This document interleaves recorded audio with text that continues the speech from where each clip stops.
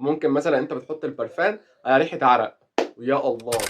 السلام عليكم، عاملين إيه؟ وحشتوني بصراحة، فأهلًا بيكم في يوم جديد وفيديو جديد وإن شاء الله تكونوا بخير وأحسن حال. طبعًا كان من كام يوم، مش فاكر من كام يوم، حطيت لكم هنا story وقُلت لكم اسألوني أي أسئلة عشان هاجاوبها على اليوتيوب. فقررت لقيت إن في أسئلة عشوائية، فجمّعت الأسئلة اللي ليها علاقة ببعض، وقررت إن أنا أجاوبها في فيديو على اليوتيوب. بس قبل كده هاتوا الآيس كوفي بتاعكم أو الكوفي أو أي حاجة بتحبوا تشربوها، ويالّا بينا نبدأ الفيديو. بصوا أنا جمّعت أسئلة ليها علاقة بالنظافة الشخصية مع بعض، هارُد عليها في هذا الفيديو. فأول سؤال عندنا هو بيقول: ليه باعرق أكتر من أي حد؟ بُص، الفكرة إن أنت في حاجتين ممكن هي اللي مسببة لك إن أنت عندك عرق كتير.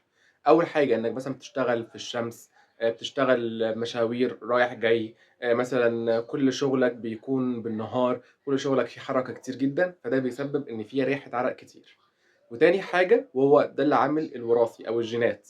الجينات ليها عامل وراثي جدًا إن ممكن يكون مثلًا باباك أو مامتك أو أي حد بيعرقوا كتير، فأنت واخد جينات العرق كتير. يعني أنا مثلًا بابايا الله يرحمه كان بيعرق كتير جدًا، فأنا واخد نفس الجينات دي، إن أنا باعرق كتير جدًا. فممكن الحاجتين دول هُم اللي مسببين لك إن أنت بتعرق أكتر من أي حد.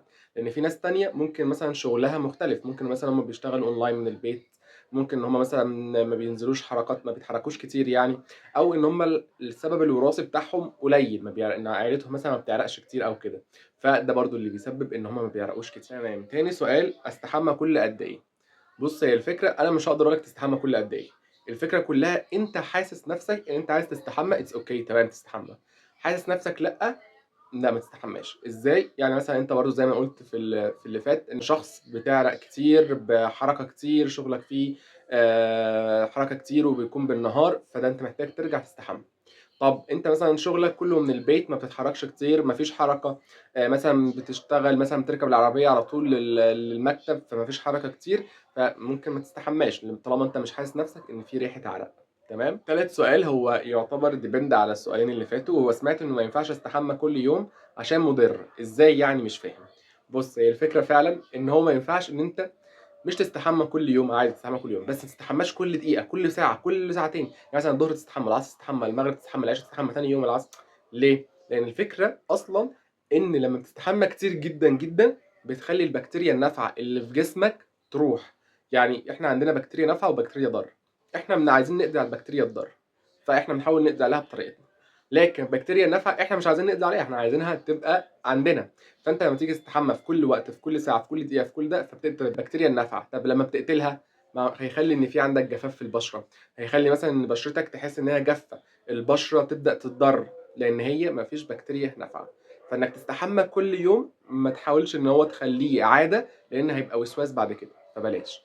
فحاول تستحمى كل ما أنت حاسس إن أنت فعلًا ريحة عرق مش حلوة. السؤال اللي بعد كده بيقول: عايز ريحتي تبقى زي الناس اللي بامشي جنبها والاقيها كلها ريحتها ريحة، بيحط الإزازة كلها والّا إيه؟ قصده يعني إزازة البرفان اللي بيغرقوها عليه. بُص، أنا برضه كان عندي مشكلة مع الناس دي، اللي هي ليه الناس دي يعني بتعمل إيه بيخلّي إن ريحتهم كده؟ ولكن اكتشفت الحل، والحل إن هُم بيحطوا برفان قبل ما يروحوا أي حتة، أو مثلًا هُم راكبين عربية، فقبل ما ينزلوا من العربية يرشوا برفان. مثلًا طالعين عند حد، فقبل ما يدخلوا الشقة بيرشوا برفان. رايحين الشغل قبل ما يدخلوا مثلًا interview أو يدخلوا الشغل بيرشوا برفان. فهي دي الفكرة. هتقول لي: طب ما إزازة البرفان كبيرة، الحل إيه؟ أقول لك دلوقتي الحل إيه. الحل في دي. إيه دي؟ دي برفان أو دي مصغّرة من البرفان. بتعمل إيه دي بالضبط؟ بُص، هي كده وترش البرفان كده، بالمنظر ده. بتعبّيها منين؟ بتعبّيها من تحت.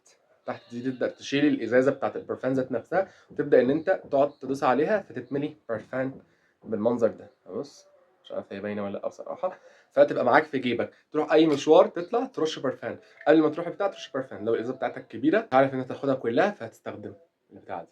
حوالي ب25 جنيه حاجة زي كده أو 35، فلذيذة أوي. السؤال اللي بعده هو: طب هو لازم يكون عندي برفانات كتير وكده عشان تكون ريحتي حلوة؟ لأ خالص يا جماعة والله.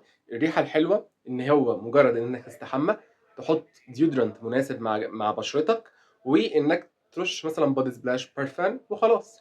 بس هي دي الريحة هتبقى حلوة. لكن إن أنت بقى تجيب 5000 برفان، والبرفان ده والبرفان ده والبرفان ده والبرفان ده، لأ مش شرط، كده مش هتبقى ريحتك حلوة. ممكن مثلًا أنت بتحط البرفان على ريحة عرق، ويا الله! بجد يا جماعة بتبقى ريحة قاتلة، قاتلة جدًا، بتبقى وحشة أوي. إياك تعملها، لازم تستحمى وتحط البرفان.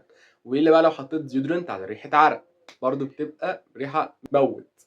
ف جماعه لازم تستحموا قبل ما تحطوا اي برفان او اي ديودرنت، بجد بجد مهمين. فمش لازم تجيب اي برفانات كتير عشان خاطر ان انت ريحتك حلوه. انت استحمى وخلي ريحه عندك انت بتحبها تحطها وبس كده. السؤال اللي بعد، لازم احط صن بلوك ولا لا عشان جربته قبل كده وحرق لي وشي؟ خلي بالك، يبقى كده الصن بلوك بتاعك مش ماشي معاك، مش ماشي مع بشرتك، لان هو مش بيبقى واقي كويس جدا او انه سعره رخيص. في صن بلوك برفانات ايه، صن بلوك بيبقى اسعارها رخيصه جدا، ده الاس بي اف بتاعها مش كويس. فلازم تجيب حاجه كويسه وحاجه بادجت مناسبه، ما مش عايز اقول لك العالي، انا ما بجيبش العالي قوي، بجيب حاجه مناسبه وان هي تبقى مناسبه على بشرتي، عشان لو جبت اقل من كده هتحرق البشره وهتضر البشره. فبلاش، تحاول تجيب حاجه احسن من اللي انت جبتها، عشان خاطر لو كده هتبدا تحرق وشك كتير وده مش حلو. في حد من صحابي بحسها مش بتعرف خالص، واسالها تقول لي عادي مش بحط حاجه. ثانيه، في حد مش بتعرق خالص، اوكي، في حد من صحابي بحسها مش بتعرق خالص واسالها تقول لي عادي مش بحط حاجه. بالظبط زي ما انا قلت لك بالظبط جدا، ان هي اول حاجه انها بتستحمى، تاني حاجه انها بتحط الديودرنت المناسب بتاعها، وتالت حاجه هي ممكن تكون بتزودها ان هي تحط كل جسمها بادي لوشن، وتبدا ان هي تحط حاجه في المسك، تحط البرفان فيثبت عليها، ويبدا ان هي لما تيجي تلبس اي اللبس بتاعها يكون متهوي كويس، يكون مش مليان عرق، ويكون مغسول، فتلبسه فتحس ان كل اللي فيها حاجه نظافه. خلي بالكم البنات ما تحطش برفان بره البيت عشان حرام. فحاولوا ان انتوا تيجي تحطوا برفان، حطوا البرفان اللي يكون انت بس اللي تشميه، او حد لما يقرب منك او تبوسيه هو يشمه. فبس هي دي الفكره. اول فكره ان هي اصلا جينات برضو عندها ان هي ما بتعرقش كتير، فهي دي برضو الفكره. تمام. لو جبت برفان مش مهم مزيل ولا استخدم الاثنين؟ لا طبعا، لا طبعا، انت ما تجيبش برفان وتجيب مزيل، لان ما ينفعش تجيب برفان وتستغنى عن المزيل. لان المزيل يعني احنا البرفان بنرش على اللبس، المزيل هو ناحيه الابط اللي اكتر منطقه بتعرق فيها، فاحنا عايزين ان احنا نخلي ان ريحه الابط تبقى ريحتها حلوه. فانت جيب مزيل وما تجيبش برفان، او لو جبت الاثنين لازم تستخدم الاثنين عادي جدا. اوكي، ريحه بقي وحشه على الرغم من اني بغسلها كل يوم الصبح وبالليل. المشكله دي كانت بتراودني انا كمان جدا، ولقيت لها الحل على فكره.